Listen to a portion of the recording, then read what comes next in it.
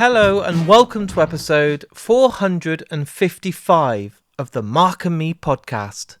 As always, I'm your host Mark. Now I know on the podcast for the last couple of months it's been a lot of music guests, a hell of a lot of bands because we're in festival season. I've been to Slam Dunk, Download, 2000 Trees, so I understand it's been a lot of bands, a lot of musicians, but I'm really thrilled to say that we're back into the movie season as well. And I didn't want to neglect that because that's where Mark and Me all started. It was going to be a movie guest podcast. But as my love of music grew and the opportunities came, I did want to reach out and make it kind of anyone from all different walks of life. But on the last episode, I was joined by Mitzi Perrone, a great film director, a beautiful human being, and a great interview. And to follow it up today, I'm joined by another incredible film director. I'm thrilled to announce that today's guest is Demián Rugna.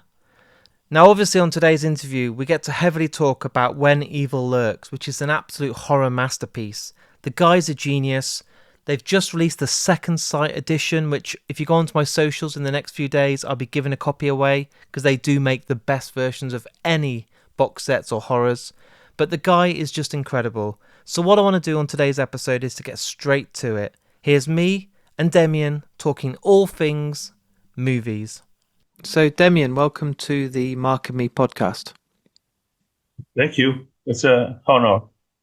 Demián, what I do with all guests that come on the podcast is I always like to take it right back to the very start. So as a child, I was wondering to myself, what film do you remember first watching, maybe with friends or family, but that first movie that had a big impact on your life?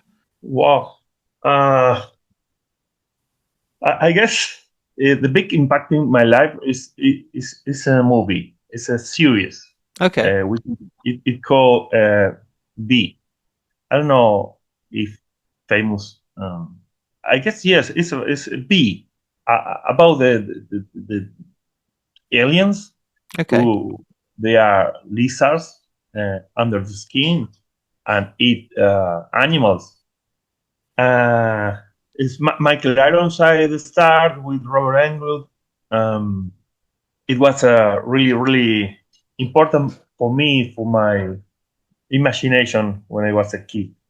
And I guess that series pushed me to write, pushed me to draw comics and play with my toys as making movies.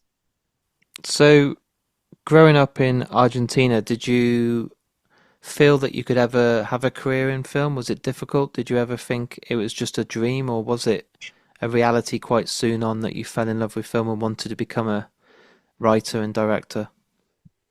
No, I always I always play as I could be a filmmaker, but only in my imagination. Yeah. When I was a child, I thought it really impossible to be a director of movie. It's just for super smart people. I'm not super smart people, but I was wrong. So uh, any idiot can do that. But yes, it was for me. It could be when I was a child. It's just a dream. It's just like imagine it as a superhero, me as a superhero making movie. No, it could be impossible. But I don't know. Here I am. So it started obviously in 2002 when you were directing El Pacto and short films, and I wondered, at that stage, were you ever really believing that it could become a career, or was it just some fun and experimenting for you to try and find out if you could actually be successful as a director? Uh, it well, my first short movie was only, uh, as you said, just for investigation, just for uh, comply with my university, my studios. As it was short movie as a student, so I needed to to make them. But at the same time, I was experimenting how can I work with actors and how can I work with my camera. But it was a really cheap short movie made with a VHS camera. But those short movie pushed me to know that I can make it true, make my script true. Um, but only that. I guess my five short movie was only for experimentation. So when did it feel like it was more than experimentation? At what point did it feel like people were then starting to take note and say, "Oh, he's got some good ideas. He knows what he's doing. I think he could actually be successful." Well, my second short movie became after 15 years in my movie Terrify. Yeah. Um, and even my fourth short movie became in my first movie, which is called The Last Gateway. And yes, I continued to make a movie because those short movie, which was for my student uh, um, gap, was really success with my friends and some a couple of festivals. But no more of that. But it probably it gave me the chance to starting point to for the stories and for me as a director. But yes, it those short movie uh, was a relative success, but in a really smart group of people. And obviously, When Evil Lurks is the most successful film you've had to date and was huge. A massive step up for you as a director. Did you ever anticipate the huge success and amazing feedback that came from this? No, no, no. I didn't know what is going to happen with that movie. And honestly, I wrote that movie thinking uh, it could be the next one after the remake of Terrified, which I was uh, developing with Guillermo del Toro in 2018 till 2021. And I thought, okay, this remake gonna have a big success, so I need to write something to direct next, and I need to something really there. I need to something really strong. But the problem was the remake never happened, and I have that script, but I never thought it could be my next movie after Terrified. No. After Terrified originally, and because it was huge movie. I mean, it's very hard to make that movie with the low budget that I did.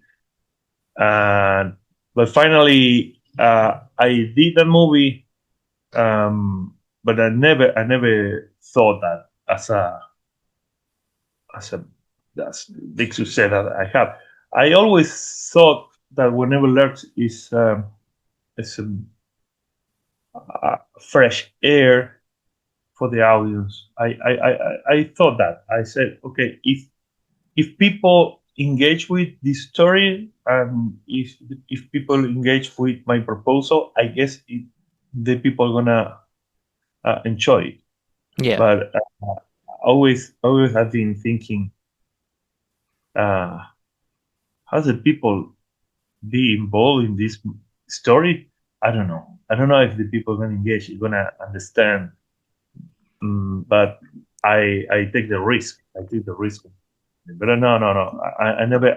Always, I dreamed that happened because as a director, you always think uh, the best for you. But no, I cannot imagine what the result. No, Argentinian movie in Spanish language. But I'm proud that happened.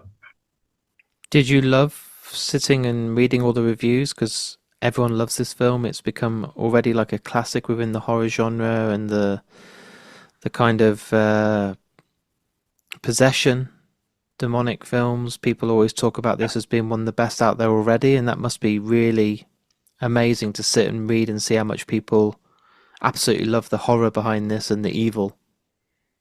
Yeah, how cannot love to sit and read what the people and what the press is writing Yeah, for it's amazing. I grew up I grew up watching horror movies and dreaming to be a director, and then after a couple of fails in my movies, my only goal was only to pay my taxes with movies and my food. And after that, watch and read all the press and all the review from audience is like, hey, it's true. I did it. yeah, So you should. It's a big pat on the back, yeah. yeah, And it's really nice to see that these horror movies still have that old school horror feel, that they don't rely on jump scares and CGI. And I think the fact you've done this on the budget that you did is such a huge achievement. thank you, thank you. Yes, I'm unconscious about when I write. I said, how can I do this? I don't know if I'm gonna have the money to do that. Let's figure it out. But yes, it was a lot of suffering in my life in that movie. So I need when I made that kind of movie with low budget, I used to give my life to that. So that means to be the guy who go and make the research for location with my car and everything. It's, I took very seriously making a movie. Yeah. And with the announcement of the amazing label over here, Second Sight, adding this to their collection, I think as a film director, it would be my dream to see the beautiful treatment they give, the books, the research, the essays, the artwork, the packaging, the 4K, everything about their releases truly is the best out there. They're such an amazing company that put their heart into every release. So to see your title amongst the rest must be a real Wow. pinch me moment. Yeah, it's well for me it's a big honor to have this Yeah, kind of release, yeah, in English. And for a Blu-ray, my first three movie never had a, any DVD release, and now I have one of the best release in Blu-ray in the world. yeah. Uh, so it means a lot, and I'm very excited to have it in my hand. Yes. It must be amazing because they've got some great titles and they continue to bring out stuff like Texas Chainsaw Massacre, and then we get stuff like Drive, and they just give the treatment that movie fans deserve. A lot of films come out now and you just get the trailer, that's it, or an extra on the Blu-ray, but Second Sight put everything into it, like everything you could ever imagine. Yeah, yeah, and to be part of that is a truly honor. I'm very conscious that it has for horror filmmakers and horror fans a really privilege to be in the catalog of that company. Amazing. Yeah, and I suppose looking ahead now in the future, obviously this release comes out, which will hopefully bring more people to the film. There'll be some people that don't know about When Evil Lurks. They'll see that Second Sight have brought it out, and then they discover it. But a lot of people will be saying, I'd like to see more work now, and I wonder what else you've got coming or what's in the future. And I was wondering if at this point you're writing or directing or looking at something that's coming up. Yeah, I don't know when people are gonna read it, but at this point, I'm developing uh, a lot of movies. I'm also a writer, so I'm writing for my next 5, 6 movies. But Wow. the problem is, I don't know. I don't know when I should make that. I'm really about close to make a movie and crossing fingers that happen at the end of this year. But the problem is I cannot say the title of the movie because it always happened that movies shut down Yeah. and people read it in 2 months and I'm lying because the movie shut down and probably that movie happened in 10 years. But if the audience, if the people that um, love one of Lurks, they must to be happy because I'm in that direction with one of my projects. And I know it's hard because you've got maybe just a pen to paper for some of these 5 or 6 ideas. They're not actually greenlit or anything, but is it all horror for you, or is there something else that's in you that you want to do something different? No, no, no. It's horror films, but I have 1% of my profile that I love black comedies. Oh, wow. But always are in relationship with fantastic worlds. Um, I love monsters. I love horror. But some of my scripts have okay, this is a horror comedy or this is a black humor comedy. But I guess 80% of my projects are horror. Yeah, that sounds good. Now, we've only got a couple of minutes left, so what I'd love to do is on every episode of Mark and Me, and there's nearly 450 episodes now, every guest that comes on gets to choose a piece of music that at the very end of the episode, once it's edited, you can have any song in the world that plays out after the episode. So every episode's different. Every actor or director or film star that's been on chooses a piece of music that means a lot to them. And on today's episode, Demián, I give you the choice to tell me a song that means a lot to you that you would like played at the end of today's podcast.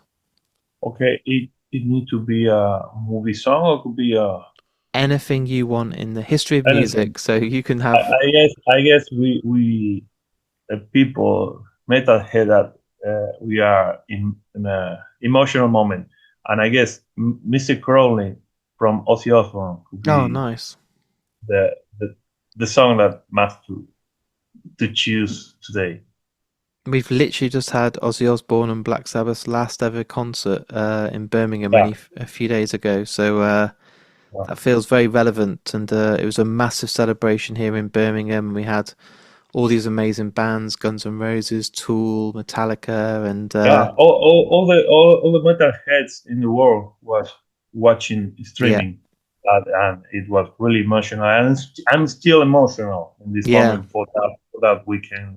It doesn't Past feel weekend. real, and I really regret not getting a ticket because I was offered a ticket and I was like, oh no, I'm okay. And then as soon as I turned it down, I realised what I had said no to, and then I was looking at highlights this weekend and I was thinking I should be there. Like I've missed something that's historic. I said I should be there. I'm living in Argentina. I should be I know. I'm literally an hour away, so it's one of my biggest regrets right now. Thank you for your time today, and I really wish you all the luck with the release with Second Sight. I know it's going to be very successful, and good luck with the rest of the press today as well.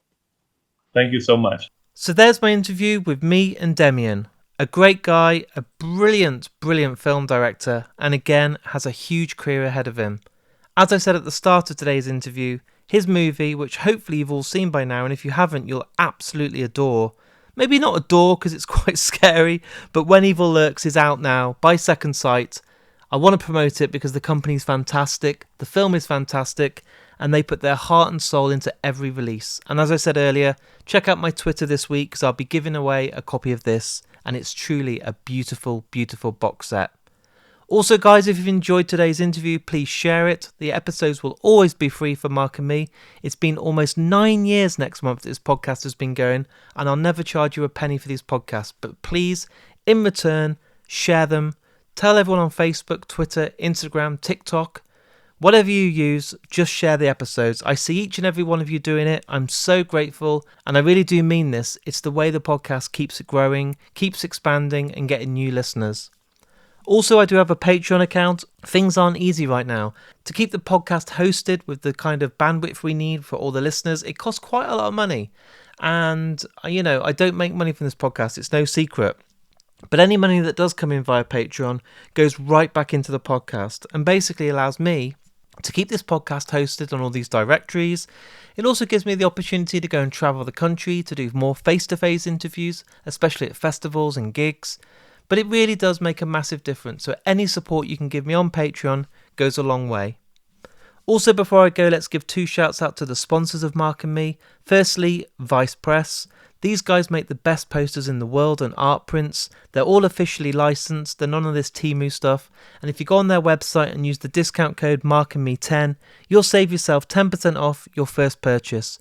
And secondly, Richer Sounds. They've been there for years. I absolutely adore these guys. They support me each and every week. And if you want anything to do with audio, visual, TVs, Blu-ray players, 4K players, headphones, anything, go on richersounds.com or visit any of their stores. They won't be beaten on price. They have only experts working there. I used to work there. Trust me, they are unbelievable with their knowledge. And they're just a great company. So what I want to do now is say that I'll be back in less than 24 hours with another huge episode. It's a big one. It's not going to slow down anytime soon. There's so much stuff coming up. But as always, thank you for listening. Thanks for supporting Mark and Me, and I'll speak to you all very soon.